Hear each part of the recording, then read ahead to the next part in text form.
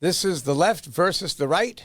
It's Saturday afternoon, a little after 4 o'clock, and we are going to talk to our first candidate to appear on this show.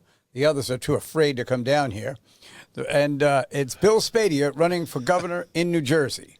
But what we're going to do, Bill, is we're going to anoint you as governor right now. Okay. Friday, the Dow Jones average was down 3.88%. The S&P 500 was down 4.7%. Every day after the stock market, somebody says, so that's it. You know, you can start investing now. But it's not going that way. What do you think about the tariffs? What do you think about the reaction to it? And what do you think about the whole international situation where what really ignited the second fallout on Friday was China saying that they're going to match our 34% tariffs against them with their own against us? So first of all, Governor, great to be with you. Thanks for inviting me on. And I love all of these conversations. I don't know why more candidates don't take the opportunity to actually have a substantive discussion on policy and issues. Here's the challenge, that in today's world, people react on the news of the minute, forgetting the day. You know, people react to the tweets, they react to the Facebook posts, and I think that we've got to take a longer view of the tariffs. So let's just talk about that for a minute, because the stock market's going to do what the stock market's going to do when a president utters one word and the Federal Reserve says one thing. You could impact stock prices on an hourly basis. I look at the long term, and I am generally a fan of the tariffs, and I'll tell you why.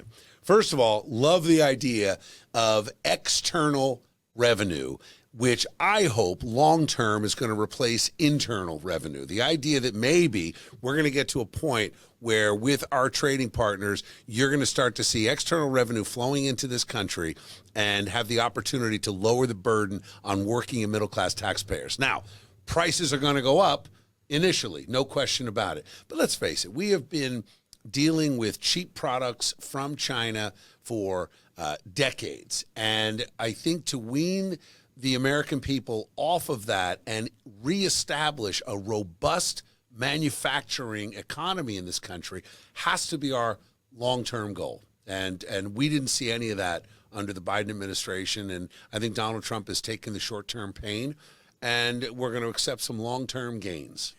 And a lot of this is really because we transferred from an economy that generated itself because of our production to a service economy where now our bills are being paid by foreign countries by companies that we have no idea who they really are. So, this is the left versus the right. So I'm supposed to respond right now with an angry... You're supposed to attack me, aren't you? Angry retort. Now, I hurt my shoulder because they told me to throw a chair at you, but my shoulder's not in condition for that right now. So what we're going to do is to ask you, from my own point of view, I was actually surprised at this reaction. I thought the idea that, fair is fair, you tax us 20%, we tax you 20%, and that's what the tariff is going to be that President Trump set forth. And even in this first week with all of this turbulence, I can't say that, I have a lot of criticisms of the president, but I'm not someone who criticizes him all the time. Some action had to be taken in this respect. If he went too far, he can pull it back later on, but at least there's we are open for trying to bring our country back to the levels and sustain the economy that we had, say, after World War II. Well, I think you and I are going to find a lot of common ground on this. I look at... Oh, no, that'll get me fired, Bill. All right, well, then don't worry. Well, there'll be plenty I'll say you can beat me up on. But I think, you look back to when you were governor of the Empire State, and I look at the numbers in New Jersey over the past, let's call it the last 20 years, we've seen manufacturing jobs drying up. We've seen small family manufacturing companies go out of business, move out of state. I think New York and New Jersey have really shared a lot of that bleeding that has happened over 2 decades. And the way I look at it, right now in New Jersey, we are left with about 200,000 manufacturing jobs, down from, I believe the number was 500,000 just 12 years ago. So we've been crushed. And what's happening is everything that we're getting is built outside of the states, outside of our state, certainly, and New York State. Yes, there's some manufacturing going on in the center of the country, but only now in the states which have really focused on creating those jobs by lowering the regulatory burden, lowering the tax burden. So in New Jersey, the way I look at it is we've got all these big pharma companies. We ought to be making drugs in the Garden State. I don't know why with all the we have all the resources to do it. We've got the manpower. We've got the transportation. New Jersey is now being flooded with warehouses, as an example. So the old family farm, because they can't afford to stay in business, which is unfortunate, and something that I am going to address directly by actually creating an atmosphere where family farms, we can have farm to school, farm to prison, farm to hospital, get people eating healthier and getting our food sources much more localized. So that's one of our goals, because you see warehouse after warehouse after warehouse. Nothing against the warehouses. They bring in commerce and jobs when it's Amazon and others. But let's face it, they're warehouses of goods that are made everywhere but the United States, and certainly everywhere but New York and New Jersey. And I think that's what the president and those who support this plan are banking on, that will come to fruition at a certain point. Might not be, the next 2 or 3 months, but certainly I would say by the end of the president's first year, so next January 20th, we should have a pretty good idea of whether or not this is working. I will not be surprised if it does work. It's a bold statement as a Democrat, but I also think, and maybe you agree with this, the Democratic Party, look, the Republicans have gone through their trials and hardships as well, but I think the Democratic Party right now is really 2 parties. It's the party of very woke, where we're talking about gender ideology, talking about DEI policies for business and government, versus that working class base of the Democratic Party, the guy that turns a wrench, the guy that is an electrician, a plumber, drives a truck. That part of the Democratic Party is not represented by the current leadership, and I think that's the problem. I mean, we see it in the Democratic primary on the Jersey side, where you got 6 candidates killing each other, and nobody has broken out. There's tons of division and discord, and I think it's because some Democrats who want to say what you just said, because you're looking at it objectively and in terms of the economy and job creation, not in terms of partisan vitriol and talking points. This probably has happened in both parties from time to time, where you have this situation where one party narrowly beats the other, like in 1960 when John F. Kennedy narrowly beats Richard Nixon. But then what happens when the party loses? They don't just lose the election, they lose their minds. So who did the Republicans put up in 1964? And by the way, he was a very honorable man, but Barry Goldwater, and he won 5 states. Right. He just got wiped out. But then it occurs again in 1968 when Richard Nixon ekes out a victory over Hubert Humphrey. Democrats go wild. They go mad. Who do they put up in 1972? George McGovern, who won Massachusetts and Washington, D.C., and that's it. It's gone back and forth in that way. And I think it's see, I'll tell you something. Once I heard that President Trump won this election right now, once I heard that, if I were the national chair of the Democratic Party, you know what I would have done? Nothing. I would have just let the Republicans come in and govern. If they are successful, we'll figure out a way to run against them. But if they're not successful, we have a golden opportunity.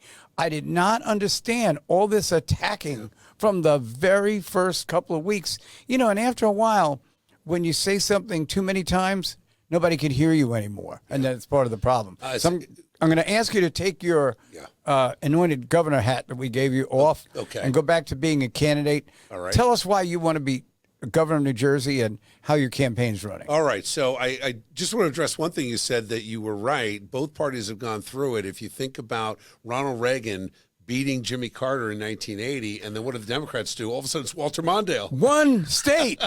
He won Minnesota And if at you remember- 1:30 in the morning, to the point that they were clapping in the newsroom, and Tom Brokaw had to tell them to shut up. Yeah. Because you're not allowed to be Don't show your bias. showing your bias at that hour of the morning. Think about that It's time. exactly the same problem. And if you think in terms of 81 and 82 and the recession and the fact that Reagan's poll numbers took a hit, you could have predicted disaster in 84. But instead, he made some hard choices. By 84, very popular because it worked.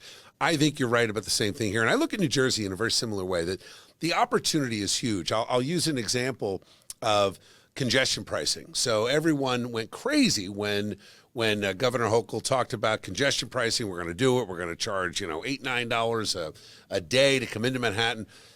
The challenge and the opportunity, one of my opponents, putting my hat on as a candidate in a primary, who was the nominee last time, he's been running for governor, this guy, for 9 years. He spent $25 million, and he can't get out of the 30s in his poll numbers, and it's a nightmare for him. And his response to congestion pricing was, we're going to fight back, and we're going to have New Jersey congestion pricing. And I said, what the heck is wrong with you? You're going to gouge working class people for no reason, for a political fight? My thought is that New Jersey benefits when New York raises taxes. We saw this happen when Brett Schundler back in the 90s was mayor of Jersey City, and he came in and took advantage of the high taxes in New York City. Right. He said, bring your businesses into Hudson County, and a lot of businesses did. Now we call it the Gold Coast if you look at Hoboken and Jersey City. So the opportunity is there when other states make mistakes. But for me, I'll tell you, Governor, it's personal. I've got 2 great kids and a great son-in-law. My daughter Elizabeth lives in London with our son-in-law Charlie. My son Michael's graduating from San Diego State in May, and we envision a time. My wife Jody and I have been married 30 years, and we made the Garden State our home. She was a Rhode Islander. We lived in D.C. for a time. We settled in New Jersey. It's where I was born and raised, and we love it. And we would love to have a time where our kids make the decision to come back to New Jersey, where we could hopefully participate in raising our grandkids in the Garden State. But right now, too expensive to buy a house, too expensive to cover the real estate taxes. Our roads don't get fixed. Our energy prices are through the roof. Food prices are through the roof. We've got radicals in charge. And I say this, the 2 problems New Jersey has, and it's why I'm a candidate for governor. One, woke Democrats who have really been radicalized over time, and they're wildly out of step with most Democrats you meet on the street. And weak Republicans who accept the status quo. They say, it's a 2-to-1 Democrat state. It's always going to be blue. We've got to take the crumbs off of their table. And I say, no. Ron DeSantis proved that wrong in Florida.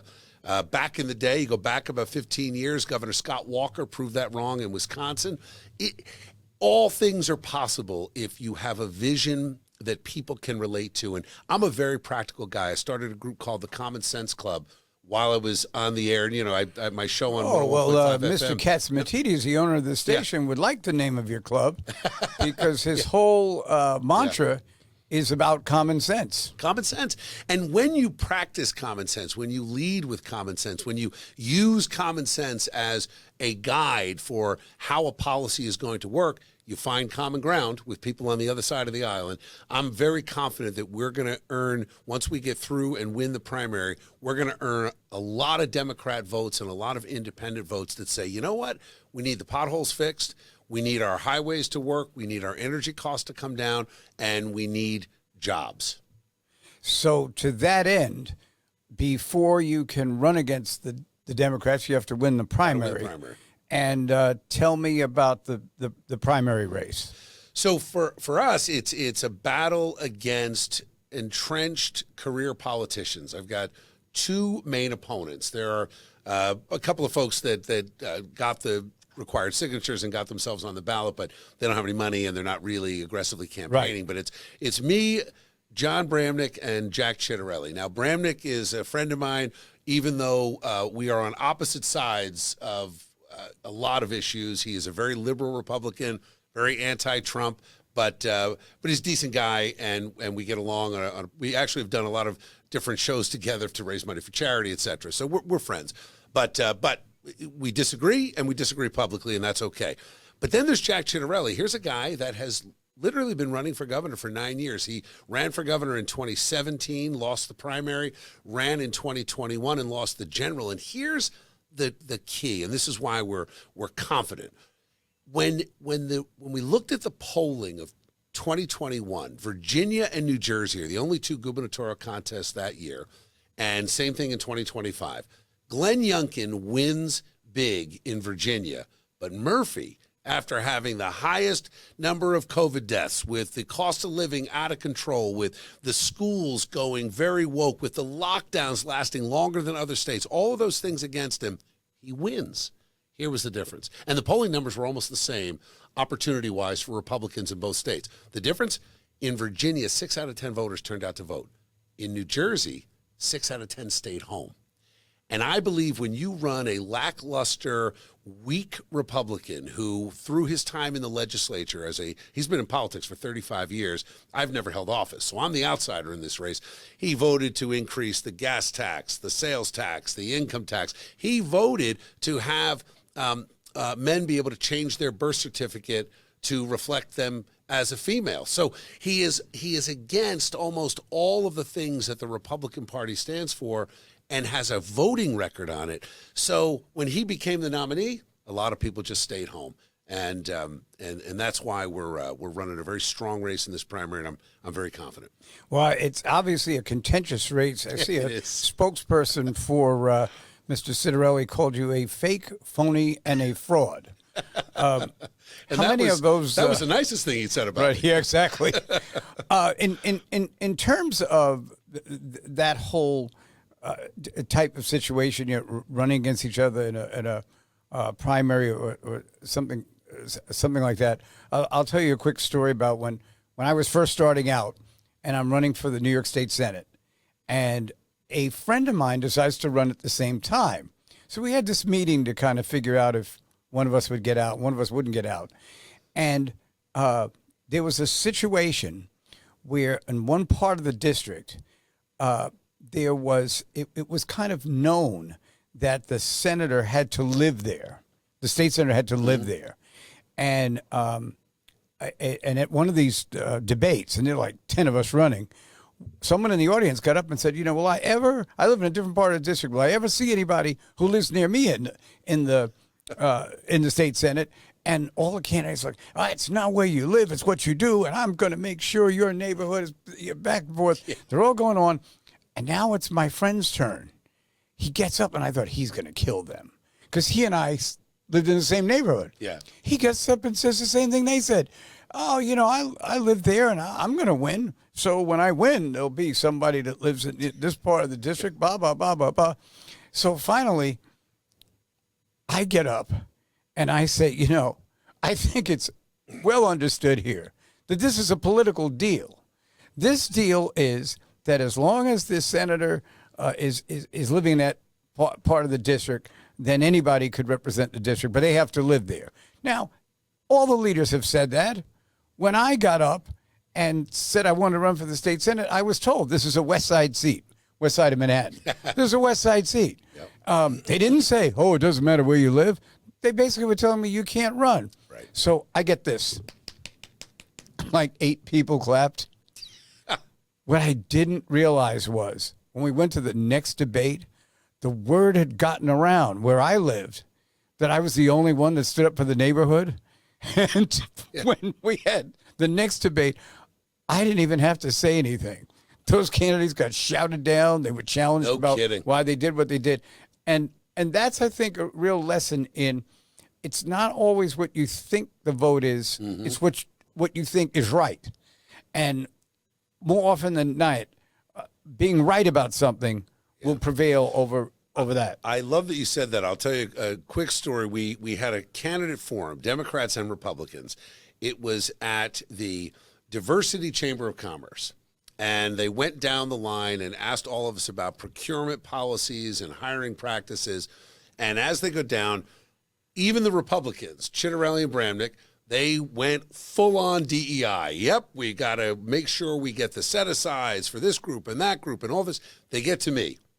And I said, well, I'm going to sign an executive order on day one to eliminate DEI, diversity, equity, and inclusion, in procurement and hiring practices. Now, I got booed. It was, I mean, raucous, screaming, you're a racist, you're a fascist. I heard it all. And actually, that was from one of the Democrat candidates, Ross Baraka, the mayor of Newark, who was attacking me viciously, nasty name calling, everything. So I ignored it, and I just kept going. And over the next 2 hours, I talked about where the real problem is. It's not awarding a contract based on skin color. It's saying, where are most of our black and brown residents living? Well, they're living in Newark, they're living in Irvington, Paterson, Trenton, Camden. And I said, the economic opportunity in those cities to build a business, to have access to capital, access to education, all safe streets, doesn't exist. And that's the challenge that we have. We need to build these towns up, and you're going to have mad competition. There'll be black-owned businesses, brown-owned businesses, everyone. If you create an equal starting point, now you're having a different conversation. So we go through the whole thing. The end, all the candidates file out off the stage, and I get into a discussion with the security guard. I said, listen, I'm not going out the back. I want to jump into the crowd. And he looked at me like, are you really sure that's a good idea? Right? I said, absolutely. So I go down the side step, and I get stopped by 4 young black high school students from Newark. And they said 2 things to me. One, they said, well, we can't believe that you were honest up there in this crowd, and man, did they let you have it. But 2, we agree with you. We're students in Newark. We know the opportunities don't exist. You're the first person to actually talk about the fact that 9 out of 10 kids in the Newark school system can't do math at grade level. What opportunity if 90% of the kids are not performing at grade level? What opportunity when you've got a 14-year-old kid that gunned down a police officer in cold blood just a few weeks ago, and the mayor doesn't even talk about it on the debate stage. So they understood my point. It was about lifting the economy for all people. And I don't know what that is. Is it Republican? Is it Democrat? I think it's common sense. I think it's compassion. I think it's real life. And that's the difference. I think what happened in the case of DEI is we started identifying things by ethnicity, by race. And actually, it was what you just said. It's the neighborhoods. If the neighborhoods are not getting the right services, if the neighborhoods are impacted, as we've always done in this country, we try to come in and help out. Right. But we don't have to come in and help out because of how the people worship or what the people look like in those neighborhoods. We do it because it inevitably is going to affect the progress of the whole state and the progress of the whole country. Yeah. So since we found something to agree on, it's only, I think, right that we take a break, Bill. Let's do it. We'll be back in just a few moments here on WABC, the left versus the right. Today, the left and the right are sort of agreeing. So in the second hour, there should probably be some violence. So don't go away. We have a commercial break, and we'll be right back. We're back on the left versus the right with our guest this week, who is Bill Spadea. He is running for governor in New Jersey. Now, Bill, we went through the first 20 minutes of this show, and I didn't say anything nasty about New Jersey like I did on Saturday Night Live.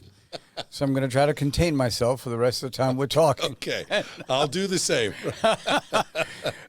In terms of the whole issue of how people are interacting with each other in this country right now, we kind of touched on it in the last segment.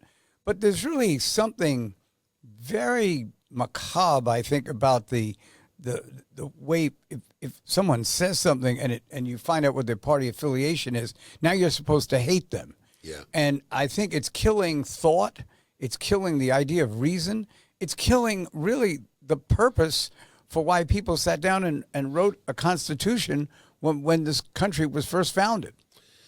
It's a smart point you're making, and I think part of the blame is the media has become toxic, and I think that it has devolved into what is clickbait, because I'm going to capture your attention in one post on social media, one headline on an online newspaper source, or one 30-second bit on the evening news. And the more controversial, the better. And I think that's the problem. I think politics should be more about solutions. People have asked me, why would you run for governor? You've got, I had great opportunities. I had a show on Fox TV, on Fox 5 and Fox 29 in Philly. Right. We were, called Chasing News. Great 7-year run. Had a lot of opportunities to go on Fox News and Newsmax and all these opportunities, and to the point where we were even talking about a show on Newsmax. And then I hosted the #1 radio show, Morning Drive, on 101.5 FM in New Jersey for 10 years. And we have a producer here today that worked with you. And he actually worked there. How Yeah. cool is that, right? But I think that my show was different because I wasn't looking for gotcha interviews. I wasn't looking to create controversy. I was actually looking to have a conversation with people about solutions. And I found that when you looked for common ground in that 4-hour show, you actually had more people tuning in. And my market share when we left in some of those counties was north of 15. I mean, it was, the station has more than 1.5 million listeners. It was interesting too, Governor. It was evenly split. Democrats a third, independents a third, and Republicans a third, and half women, which is really, very unusual for a center-right show. You go across the country, it's 80% men, 20% women. Right. But I looked for a balance of politics, and then how it related to your family, your small business, if you're a teacher or a truck driver. And I got the idea to run for governor after the success of the show, and I thought, well, what if we could take these ratings and translate it into actual political action? That's how we started the Common Sense Club and Elect Common Sense. And we raised $1 million in the first 10 months. $11.14 was our average donation. So I thought, okay, real people are stepping up. They want change. And when I found out the Republicans were poised to nominate the same guy who couldn't get out of his own way last time, I thought, you know what? I'm going to run. And I want to change the conversation. That's why I said the same thing to the New Jersey Chamber of Commerce that I said to the African American Chamber of Commerce, that I said to the Diversity Chamber of Commerce.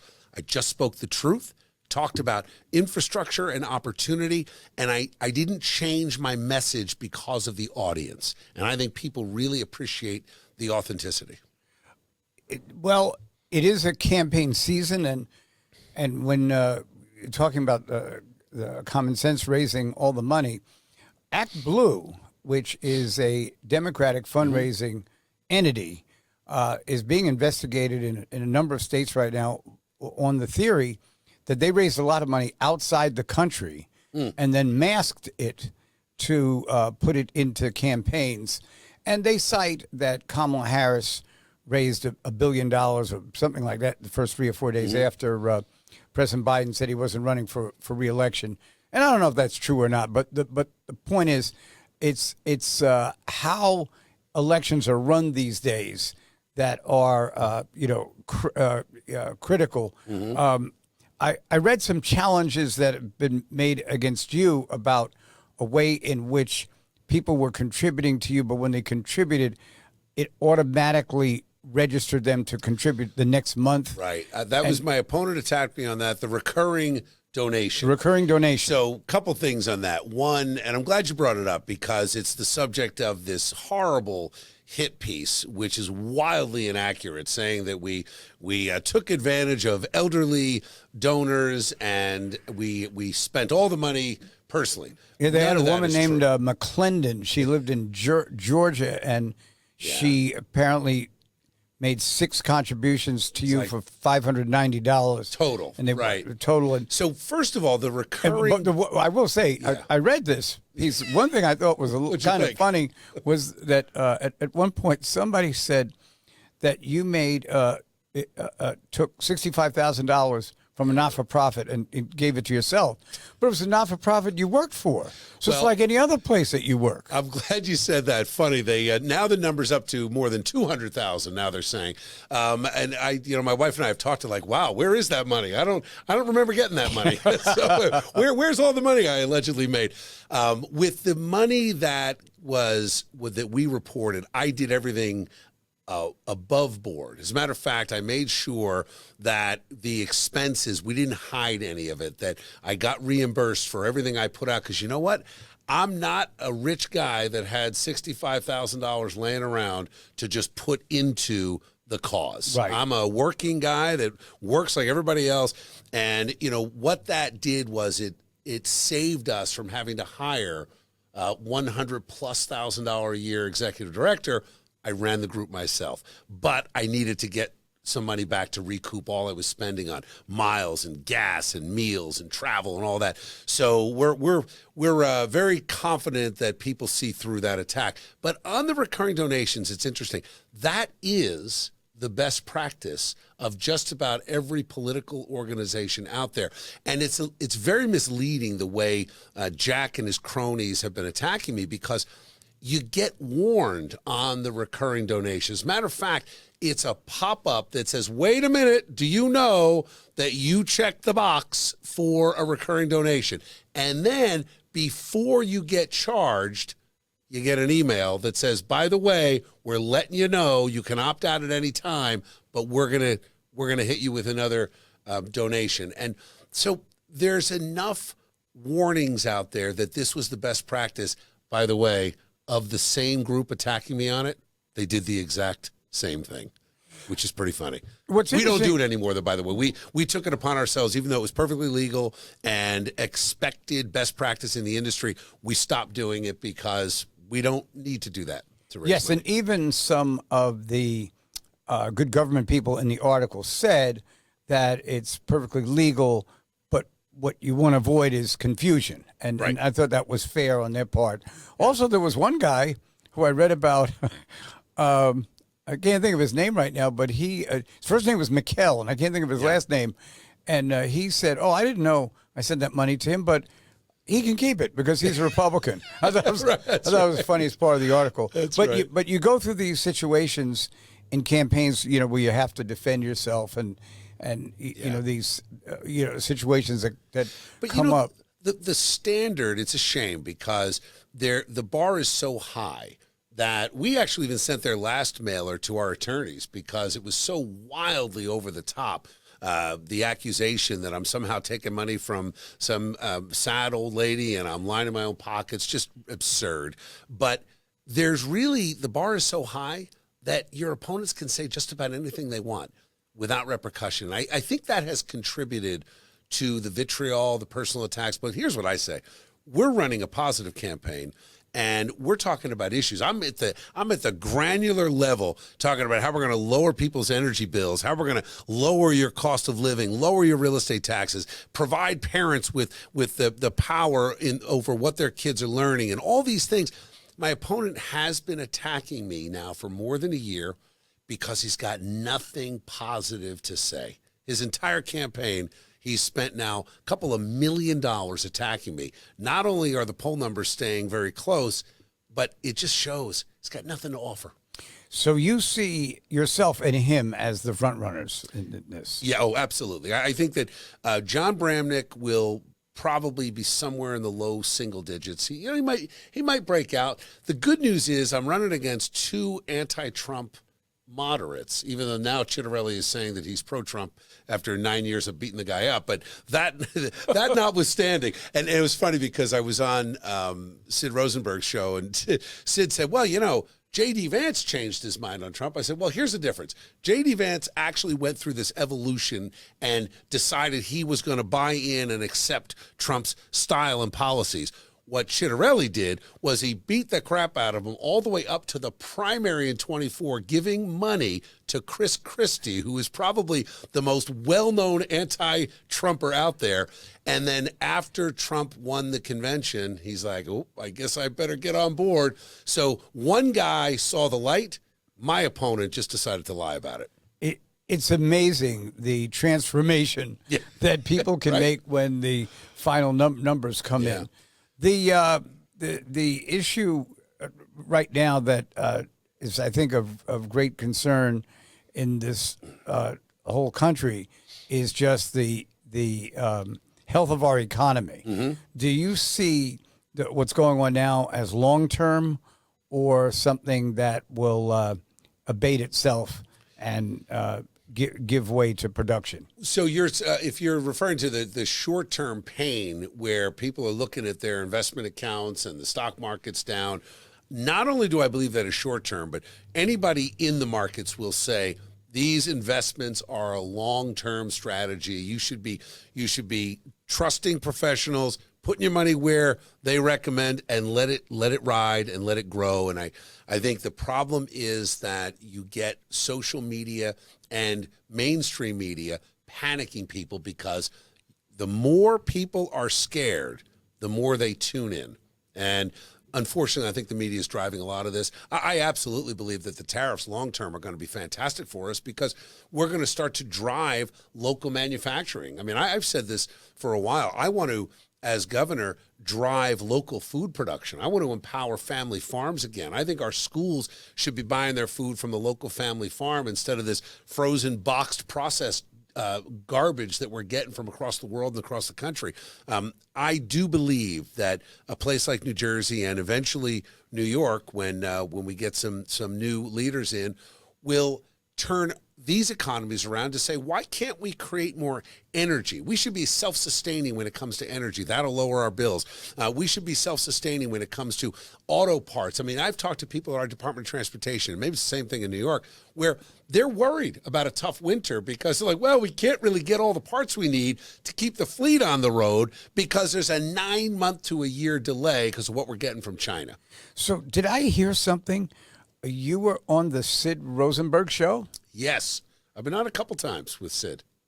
And you weren't insulted, and he didn't yell at you? Well, interesting.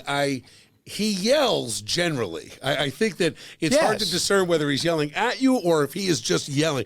He is about as passionate as a radio host that I have ever been on with. I see He's him. A character, Sid. I see him outside of the station from time to time, and he is very interesting. He's a real character, big sports fan. Yeah. So he and I get to, Well, he's a big proponent of Israel, and Sid and I get along. He loves Donald Trump now. I think he is weighing who he's going to support based on who the president likes more.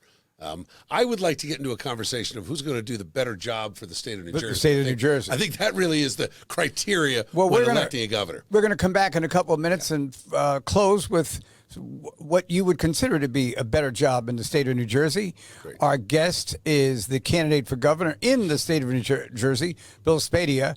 I'm David Paterson, who, as you all know, hates New Jersey, and we'll be back right after this. We are back with the final session of our Saturday afternoon conversations that we have between 4 and 5 o'clock here on WABC. Right after this program, Vinny Medugno will be on with some music between 5 and 6, and then Cousin Brucey's coming on. So somehow my guest, Bill Spadea, who is the candidate of the Republican Party for governor, and I have got to find a way to make the next few minutes interesting. And so in that regard, I would just say that let's say it's November. Let's say you have won. Mm-hmm. What's the first issue you want to get after right away? First thing we're going to do is address illegal immigration. And I'm going to strike down the 2018 executive order that declared New Jersey a sanctuary state. And that impact will be huge, because you've got now an estimated 900,000 people in New Jersey who are illegal. And I've talked with Tom Homan. I've had him on my radio show. I've had the president on the radio show. And, and we discussed it's a day one action. Strike down the sanctuary state. That will allow us to free up resources to work directly with ICE, directly with enforcement and removal operations based in Newark. But there's a bigger picture, and it is the impact on our schools, our infrastructure, our law enforcement. So the second thing I'm going to do, after we strike down the 2018 sanctuary state and then the 2019 Immigrant Trust Directive, which will empower our law enforcement to work together with the federal enforcement, we're going to move into other areas. I'm going to declare a state of emergency when it comes to public safety, and I'm going to suspend through the emergency powers of the governor, which are extensive in New Jersey, as we learned the hard way during COVID. Right. We're going to do this essentially in reverse, and I'm going to suspend what is known as bail reform. And the challenge with bail reform is all the good intentions back to 2011, which were, well, you had a couple of kids getting caught up on the wrong side of the law. They didn't have bail money. It was an economic injustice. Well, to solve that, they essentially threw the baby out with the bathwater, and we've lost all the opportunity to hold the perps. 9 out of 10 perps who are arrested in New Jersey are spun out sometimes in hours. So everyone's frustrated. Law enforcement's frustrated. Neighbors are frustrated as we have double-digit increases in car thefts and now an exponential rise in the number of home invasions that accompany those car thefts. So again, to me, public safety is not a partisan issue. So we're going to address illegal immigration. Then we're going to right away address crime. And then I'm going to pull us out of the Regional Greenhouse Gas Initiative, which adds potentially double digits to percentage-wise to the cost of energy in New Jersey. And we're going to pull us out of that RGGI consortium to get control of our energy costs. The next thing we're going to do with energy is immediately green light combined cycle plants. We have one that is ready to go into operation. This is converting natural gas into electricity. And we've got to start generating power in New Jersey. We have a real crisis with power where you've got an aggressive, very radicalized government now that is pushing green initiatives. And as I've said on the campaign trail, and this will continue into the governor's office, the only green is the money that it's lining the pockets of the lobbyists and some of these international corporations. We're going to focus on natural gas producing electric plants, nuclear energy, green light some of these projects, even though that is a longer term process. It might take 5 to 10 years to get new reactors online. But to me, the governor should be thinking about the decades ahead. You shouldn't just be thinking about a short-term success and getting a couple of good headlines. But I'm going to use executive orders in the first 100 days to alleviate the pressure we have on energy bills, get control of our government, reduce the amount of time. I'm going to take, believe it or not, Governor, here's another one from the Democrat side. Every once in a while, Democrats have a good idea. And Josh Shapiro, the governor of Pennsylvania, had a great idea to reduce the time it took to approve licenses and certifications and approvals. He's got it down to days. We're going to do the same thing in New Jersey. And we're going to lock up the next phase of affordable housing because it's anything but affordable. It's just a crushing blow into our suburbs. And then I'm going to start negotiating with the CWA and the NJEA to reform our pension payments because right now it's $7 billion a year and teachers are being told that in 10 years there might not even be a retirement for them. So we've got to fix that and do right by our teachers and our state workers and the taxpayers. It's a busy day one. That's it? That's all you're going to do? I'm sure there'll be a lot more than there'll even be other things. You know, the one thing you said that I think really bears repeating is I have always been an advocate for bail reform. Bail is actually defined in our Constitution. We know that a person has to be given an opportunity to be tried fairly. Mm-hmm. But we also know that there's certain people who have been arrested 50 times, and 51, they're looking for bail, and they shouldn't get it because they'd violated it before. Right. And I think it's the real example of what has gone wrong at times in this country where we honestly try to fix things and then we overfix them. Yeah. And when we overfix them, we can't stand in front of a camera and say, you know what? We're going to have to change this because it's not working. Yeah. And that doesn't just with bail reform. I think that a lot of the immigrants in this country right now, theoretically, if they went back to the countries where they were born, and then went into the program where you apply to come back, I think a lot of them get left back in. You know, I do the too. Percentage of immigrants that commit crimes in political arguments seems to be that like half of them commit crimes. No, the it's reality much lower than that. The percentage is probably a little higher than it is for the regular population. They say it is. I believe it is, and we can judge by the fact that crime is massively rising in New Jersey, especially in areas of car thefts and home invasions. But to your point, my opponent took something I said wildly out of context about 7 years ago on my Fox TV show, that I said there should be a pathway to citizenship. Well, what they did in their ad is they cut out the question I was asked. Of course they did. The question was, if a guy came here legally on a visa, has a wife and 2 kids, they're in the school, he's paying his taxes, he's never been arrested, should he have a pathway if he ran afoul of our broken legal system? Because let's face it, I don't know anybody that thinks our legal system is working perfectly. It's not even working well. I think it's great. You know, Now you know one person. all right, I know one now. Well, here's why I say it's not working, because I just use personal examples. My sister-in-law took her 10 years and $40,000 before she could become a citizen. I think that you got many workers who are, they're driving a truck, they're turning a wrench. They don't have $40,000 to pay a lawyer to stay here. So when they get caught up in the system and denied, who supports that? Who helps them? So I want to see that guy have an opportunity to continue to be a productive member of society. Now, the problem is Joe Biden opened the borders, and you got 7 million people that came in, and my wife Jody and I spent some time at the border. We met with the Texas Department of Public Safety, their version of the state police, and Homeland Security and Border Patrol, and you find out that it's the cartels that run the border crossing. So we have to get a handle on that. And in New Jersey, I'm going to cooperate 100% with Tom Homan and President Trump, and we're going to fix the problem in New Jersey, and that's going to alleviate a lot of the burden we have on our infrastructure, whether it's water infrastructure, energy, roads, law enforcement, firefighting, and our schools, all suffering under a crush of people that have come in because we're a sanctuary state. And I think particularly where our schools are concerned, it's the type of education that we're offering that's causing the problem to a certain degree. This is my little issue that I believe the school should be open from 9 in the morning to 6 in the afternoon. Okay. Why do the kids get out at 2 or 3 o'clock in the afternoon? Because we are still working from the agrarian calendar of 1880, when in those days, the kids came home and helped work the fields. Yeah. They needed them there. Once that things changed, no one ever adjusted the school system. And now what you could do is, after the school program, the after-school activities could be there, and maybe not all the families have 2 parents where one parent will pick the kids up.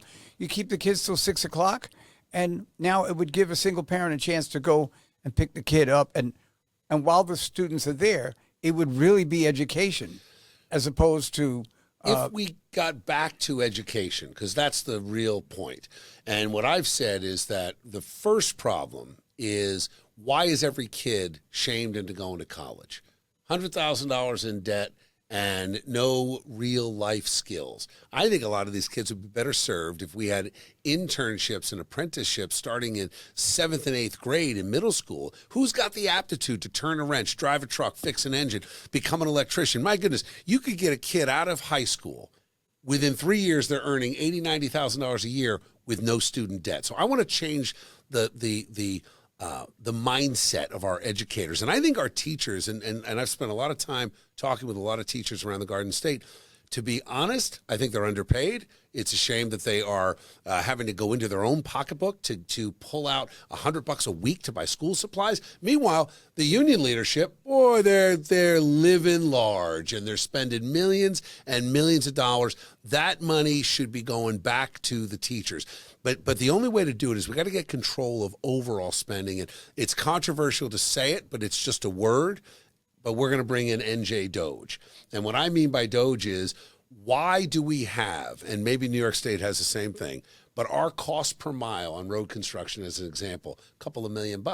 Then you find out it's not the prevailing wage. It's not paying people for a fair day's work. No, it's the government bureaucracy. 5 guys on a road crew, 7 state inspectors. What? How is that okay with that? We have something called the grass seed inspector. Listen to this. So their job is to make sure that they follow the DEP regulations on what grass seed has to be planted in what county to replenish what was dug up for the roadway, and they stay on the job for 2 months after. So when I tell you this is not Saturday Night Live, this is not the Babylon Bee, it's not the Onion, New Jersey's paying government bureaucrats to watch the grass grow. Those are the kinds of things that a Doge will uncover.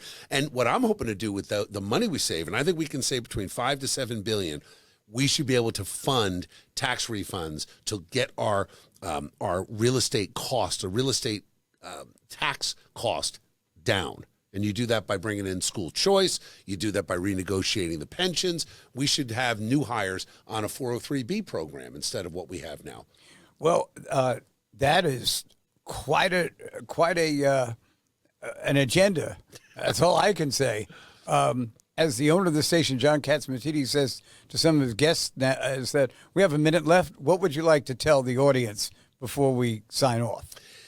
I'd like to tell you this. If you live in New Jersey and you're looking for change, someone that is going to break up the status quo, someone that is not owned by the lobbyist or the special interest, you want to send in the Marine. I served in the Marine Corps, happily married for 30 years. I have started businesses. I've managed millions of dollars, managed thousands of people. I've got the experience, and most importantly, I understand the problems, and I've taken the time to learn the detailed solutions that we're going to need. You want the same old thing we've had for 30 years? Every candidate running except me holds office or has held office. It's time for change in New Jersey, and I believe look on at that change. this. He's getting a phone call in a minute at the end of his closing speech. That's it. Thank you for joining us today, David Thanks, Paterson, along here with Bill Spadea. We hope we've entertained you for a period of time. And if you didn't like the show, I don't care. And there you go. Thanks for having me on. This was great.